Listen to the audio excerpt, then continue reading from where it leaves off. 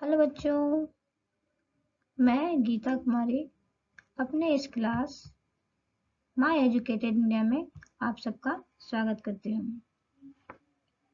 बच्चों, हम लोग क्लास 7 का हिंदी पढ़ रहे हैं, है ना? किसले भाग 2। और आज हम अध्याय 6 गंगा स्तुति के बारे में पढ़ेंगे। इससे पहले हम लोग अध्याय 5 तक पढ़ चुके हैं। यदि आप लोग उस क्लास को नहीं देख पाए हैं तो प्लीज प्लेलिस्ट पे जाके जरूर देख लें। ठीक है, आज हम कौन सा अध्याय पढ़ेंगे? अध्याय 6 गंगा स्तुति, जो एक कविता है। और इस कविता के कवि कौन है? तो विद्यापति। ठीक है, सबसे पहले हम लोग इस कविता को एक बार पढ़ते हैं। बड़ सुख सार पाओल तुअ तीरे, छोड़ इत निकट नयन बह नेरे। कर जोरी विमलो विमल तरंगे, पुन दर्शन होय पुनमति गंगे। एक अपराध क्षेमब मोर जानी, पर सलमाय पाय तुअ पानी। की करब जप तप जोग ध्याने, जन्म कृतारथ एक ही सनाने। भनय विद्यापति सम दो तोहि, अंत काल जनो विसरहु मोहि। यानी कि कवि कविता के माध्यम से, है ना, गंगा स्तुति करते हैं, यानी कि गंगा के गुण का गुणगान करते हैं, है ना, गंगा की महिमा का बखान करते हैं। तो आइए अब हम एक एक श्लोक करके उसका शब्दार्थ जानते हैं और उसका अर्थ जानते हैं कि कवि कविता के माध्यम से क्या कहना चाहते हैं। तो हम सबसे पहले पहला श्लोक देखेंगे कि बड़ सुख पाओल, है ना, बड़ सुख सार पाओल तुअ तीरे, छोड़इत निकट नयन बह नेरे। ठीक है, तो देखिए, पहले किसी भी कविता का, है ना, अर्थ समझने के लिए, भावार्थ समझने के लिए हमें शब्दों का, है ना, अर्थ शब्दार्थ जानना पड़ता है कि शब्दार्थ क्या होता है। तब जाके हम इसका हिंदी अर्थ समझ सकते हैं कि कवि क्या कहना चाहते हैं। हाँ, तो हम लोग देखते हैं शब्दार्थ पहले कि जो पाओल है ना, पाओल का शब्दार्थ मतलब होता है, अर्थ होता है पाना। और तीरे, तीरे का अर्थ होता है तट, यानी कि किनारा, नदी का किनारा। ठीक है, नयन का मतलब होता है आंख, और नीरे का अर्थ होता है आंसू। ठीक है, बड़ सुख सार पाओल तुअ तीरे, यानी कि बहुत सुख पाए हैं मैंने तुम्हारे तट के किनारे में, है ना। और जब मुझे इस तट को छोड़ना पड़ रहा है, छोड़इत निकट नयन बह नीरे, यानी कि जब मुझे इस तुम्हारे तट को छोड़कर जाना पड़ रहा है, तो इस दुख से, है ना, इस दुख से मेरे नयन से, आंख से आंसू बह रहे हैं। यानी कि कवि क्या कहना चाहते हैं? तो इसका भावार्थ क्या हो जाएगा? हे माता गंगे, तुम्हारे तट पर बैठकर मैंने संसार का बहुत सुख प्राप्त किया है ना। और छोड़े ते निकट नयन बह नीरे, यानी कि इसलिए जब मुझे आपके तट को छोड़ना पड़ रहा है, तो आपकी निकटता को छोड़ते हुए मेरे आंखों से आंसू बह रहे हैं। यानी कि इस श्लोक में कवि कहना चाहते हैं कि हे माता गंगे, तुम्हारे तट पर बैठकर मैंने संसार का बहुत सुख प्राप्त किया है, और जब आपकी निकटता को छोड़ना पड़ रहा है, तो आपकी निकटता को छोड़ते हुए मेरे आंखों से आंसू बह रहे हैं। ठीक है, अब हम लोग देखेंगे दूसरा श्लोक। तो दूसरा श्लोक क्या है?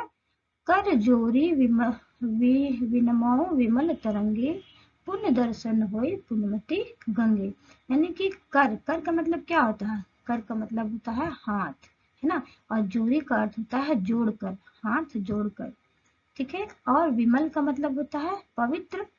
पुण्य का अर्थ होता है फिर, उनके पुनः, यानी कि फिर से दर्शन हो। दर्शन का अर्थ होता है दर्शन, यानी कि दर्शन देना भगवान का।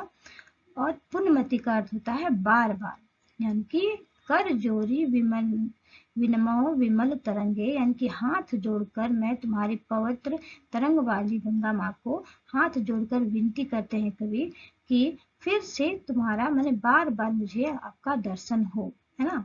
जब कवि गंगा के तट से जा रहे थे तो उनकी आंखों से आंसू बह रहे थे, उन्हें बुरा लग रहा था, तो वे गंगा जी से प्रार्थना करते हैं कि आपका दर्शन पुनः मुझे बार बार हो। ठीक है, हाथ जोड़कर कवि गंगा जी से कहते हैं। तो इस श्लोक का शब्दार्थ क्या हो जाएगा, यानी कि अर्थ क्या हो जाएगा, भावार्थ। हे पवित्र तरंग वाली, है ना, गंगा जी को कहा जा रहा है कि हे पवित्र तरंग वाली, आपको मैं हाथ जोड़कर विनती करता हूँ कि आपका फिर से दर्शन मुझे बार बार हो। ठीक है, तो चलिए अब हम आगे चलते हैं तीसरा श्लोक पे।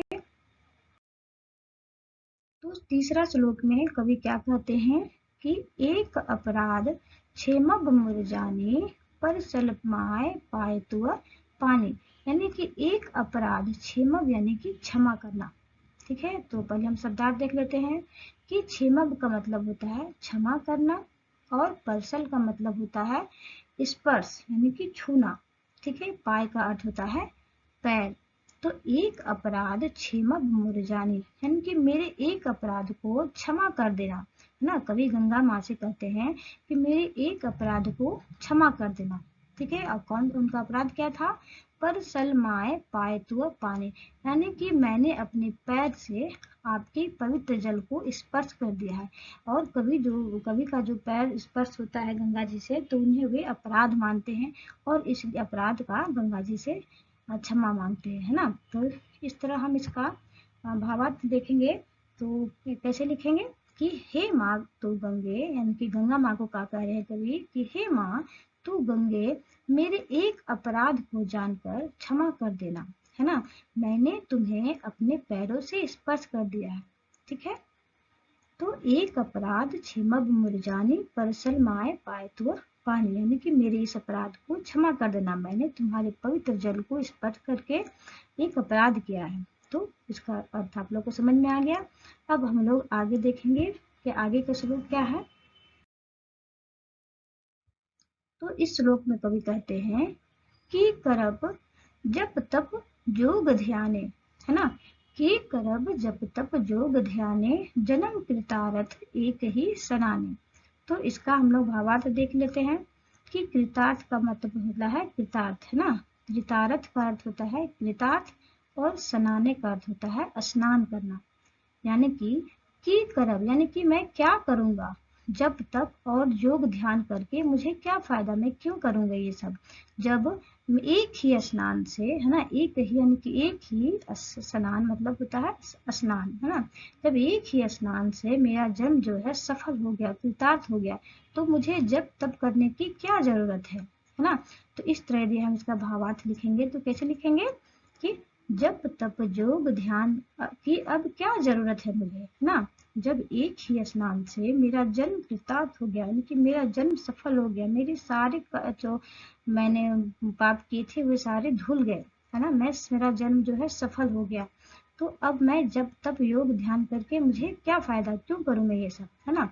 तो इस तरह कवि क्या कहते हैं कि करब जब तप योग ध्याने जन्म कृतार्थ एक ही स्नान, जब तप योग ध्यान की अब मुझे क्या जरूरत है, जब एक ही स्नान से मेरा जन्म कृतार्थ हो गया।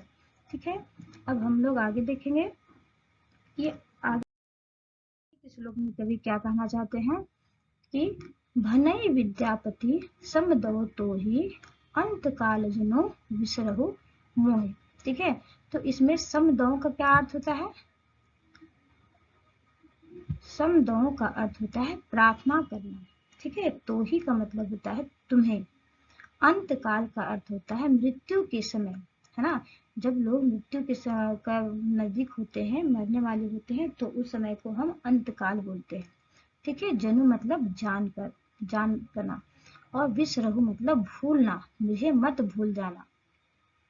ठीक है, तो इसका शब्दार्थ क्या हो जाएगा, इसका भावार्थ क्या हो जाएगा कि विद्यापति, है ना, जो गंगा जी से कहते हैं कि तुमसे मैं प्रार्थना करता हूँ, यानी कि निवेदन करता हूँ, है ना, कि अंत समय में, जब मेरी अंत समय होगी, तो मृत्यु के समय में तुम मुझे मत भूलना, तुम मुझे जरूर दर्शन देना, है ना। तो विद्यापति जो है भनई विद्यापति समदो तो है, यानी कि हाथ जोड़कर विद्यापति गंगा जी से प्रार्थना करते हैं, विनती करते हैं कि जब मेरा अंतिम समय आ जाएगा, मैं मरने वाला होऊंगा, उस समय तुम मुझे मत भूलना, मुझे जरूर दर्शन देना। ठीक है, तो इसका भावार्थ क्या हो जाएगा, विद्यापति यदि तुमसे प्रार्थना यानी कि निवेदन करते हैं। गंगा जी से कवि कहते हैं कि मैं विद्यापति तुमसे प्रार्थना करता हूँ, निवेदन करता हूँ कि अंत समय में तुम अर्थात मृत्यु के समय तुम मुझे मत भूलना। ठीक है, तो इस तरह कवि अपने मन में जो कवि के मन में जो गंगा के प्रति उनका बखान है, उनका गुणगान है, तो कवि अपने कविता के द्वारा करते हैं।